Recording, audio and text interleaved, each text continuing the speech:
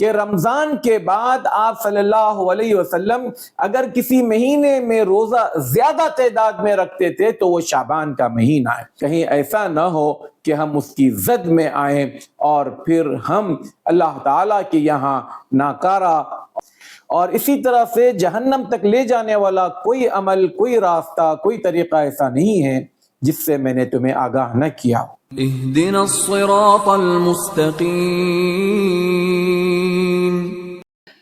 الحمدللہ رب العالمین والصلاة والسلام علی رسولہ الکریم، اما بعد. سوال جواب کی محفل میں آپ تمام ناظرین کا استقبال ہے.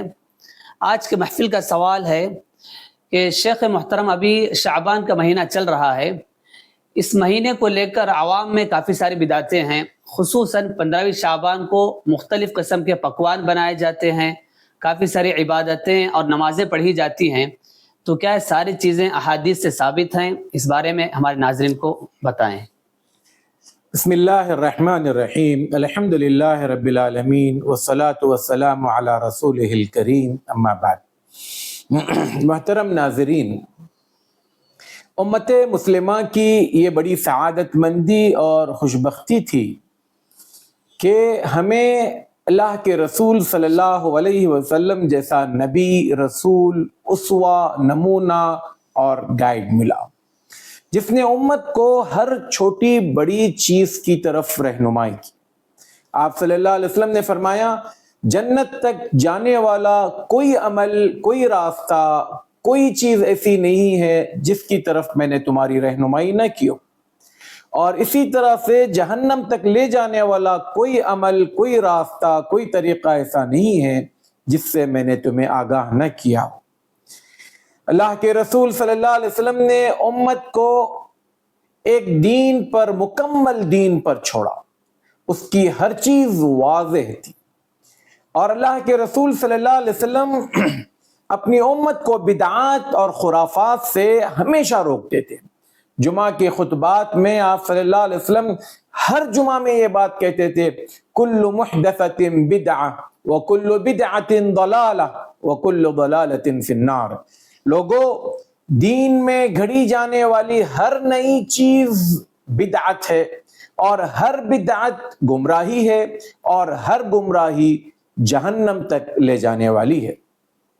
اور آپ صلی اللہ علیہ وسلم نے اس بات کی بھی بہت صراحت کے ساتھ بات کہی، من احدث فی امرنا ما لیس منہ فہو رد.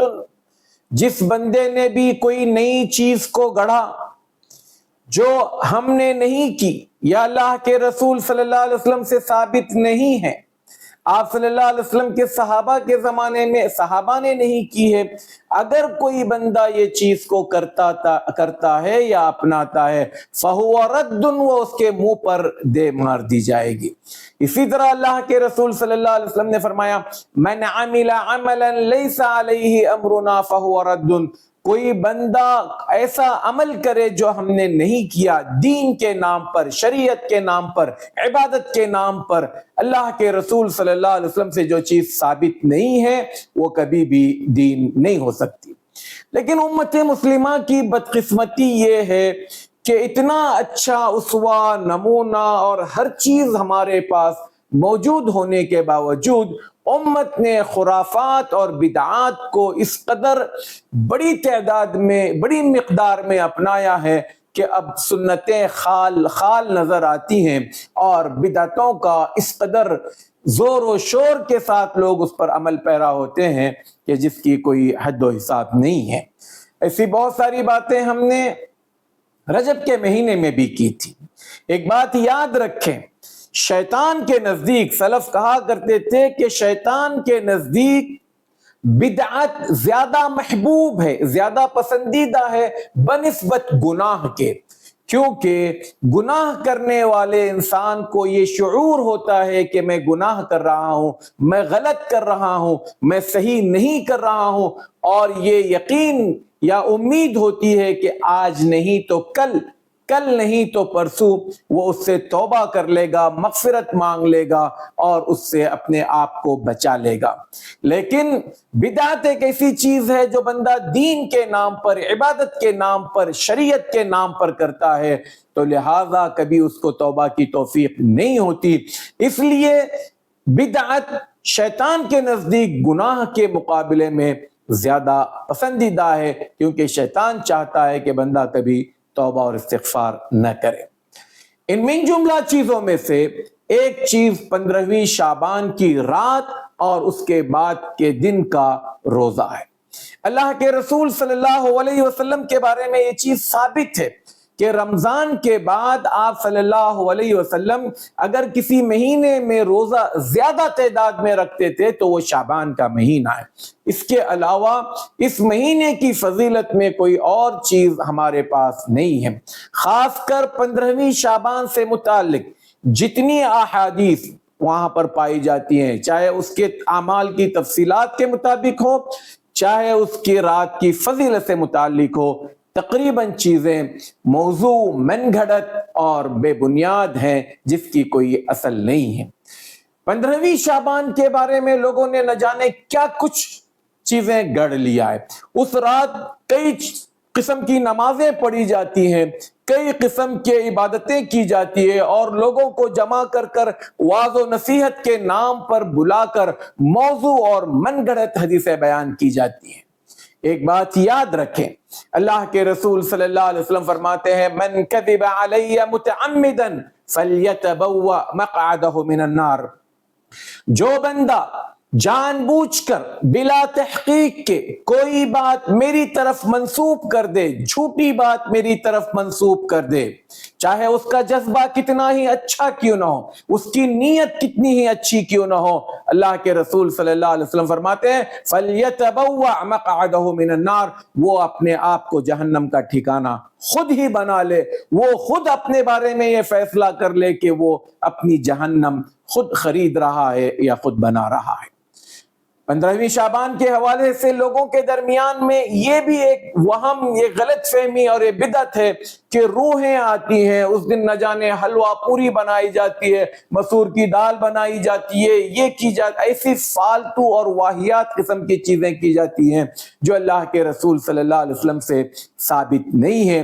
اللہ کے رسول صلی اللہ علیہ وسلم نے کچھ نہیں کیا۔ کچھ لوگ مساجد کی صفائی کرتے ہیں، گھروں کی صفائی کرتے ہیں، قبرستانوں کی صفائی کرتے ہیں، برتن نئے لائے جاتے ہیں، برتن دھوئے جاتے ہیں، اور نہ جانے اس قسم کی کئی چیزوں کا اہتمام کیا جاتا ہے۔ اللہ کے رسول صلی اللہ علیہ وسلم سے اگر کوئی چیز ثابت ہے، جیسے کہ میں نے شروع میں بھی بتایا کہ آپ صلی اللہ علیہ وسلم اس مہینے میں روزہ رکھا کرتے تھے، اس کی وجہ میں یہ بات بتائی گئی کہ اس مہینے میں بندوں کے سال بھر کے جو اعمال ہیں وہ اللہ تعالیٰ کے پاس پیش ہوتے ہیں، اور اللہ کے رسول صلی اللہ علیہ وسلم چاہتے تھے کہ میں اللہ کے پاس جب میرے اعمال پیش ہوں تو میں روزے سے ہوں۔ اس کے علاوہ کوئی اور چیز ہمارے پاس ثابت نہیں ہے، لہٰذا اس طرح کے بدعات اور خرافات سے اپنے آپ کو بچا لینا چاہیے، اپنے آپ کو دور رکھنا چاہیے، کیونکہ اللہ کے رسول صلی اللہ علیہ وسلم نے بدعت کے حوالے سے جو سخت وعیدیں سنائی ہیں، کہیں ایسا نہ ہو کہ ہم اس کی زد میں آئیں اور پھر ہم اللہ تعالیٰ کے یہاں ناکارہ اور وہ لوگوں میں شمار ہو جائیں جن کے عمل رد کر دیے جاتے ہیں، مردود کیے جاتے ہیں، پھٹکار دیے جاتے ہیں، واپس کر دیے جاتے ہیں۔ اللہ تعالیٰ سے دعا کیجئے اللہ تبارک و تعالی ہم سب کو عین سنت کے مطابق عمل کرنے کی توفیق عطا فرمائے۔ اللہ کے رسول صلی اللہ علیہ وسلم کی بتائی ہوئی باتوں ہی کو ہم اپنے لیے اسوہ اور نمونہ بنائیں، اور یہ من گھڑت موضوع جتنی چیزیں اس میں ایجاد کی گئی ہیں، چاہے صلاۃ غوثیہ کے نام کی ہوں، صلاۃ الفیہ کے نام کی ہوں، یا پھر 15ویں شعبان کی رات شب گزارنے کی بات ہو، یا اس کے دوسرے دن روزہ رکھنے کی بات ہو، ان میں سے کوئی چیز بھی اللہ کے رسول صلی اللہ علیہ وسلم سے ثابت نہیں ہے، لہٰذا ہم وہی کام کریں جو آپ صلی اللہ علیہ وسلم سے ثابت ہے۔ اللہ تعالی ہمیں اللہ کے رسول صلی اللہ علیہ وسلم کی سنتوں پر عمل کرنے والا بنائے۔ آمین، شکراً جزیلاً، اللہ یبارک فیک۔ تو ناظرین انشاءاللہ نیکسٹ ویڈیو ملاقات ہوگی. والسلام علیکم ورحمۃ اللہ وبرکاتہ. کہ صراط مستقیم کا جو چینل ہے ماشاءاللہ معتبر ہے.